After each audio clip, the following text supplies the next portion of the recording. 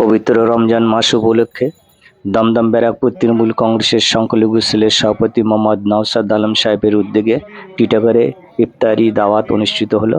উপস্থিত ছিলেন রাজ্যের সংখ্যালঘু সেলের সেক্রেটারি মোহাম্মদ ইমরান হোসেন সাহেব, বিধায়ক রাজ চক্রবর্তী, এছাড়াও জাতি ধর্ম বর্ণ নির্বিশেষে সকল ধর্মের মানুষ উপস্থিত ছিলেন।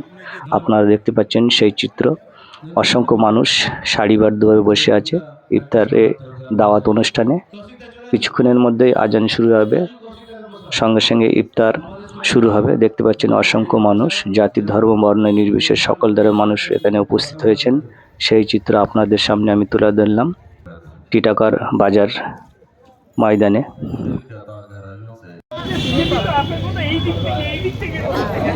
এরপর রাজ্য কমিটির সংখ্যালঘু ছেলের সভাপতি साधारण संपादक भाई इमरान हुसैन। इफ्तार का इंतजाम चेयर भर जाने के बाद जो है हम लोग वाली जुआ के मजार में भी है और इफ्तार के बाद नमाज इंतजाम किया गया है। एवं से बैठिए वहां पर उधर से भाई इमरान हुसैन ट्वेंट हुआ था छोटा बड़े बन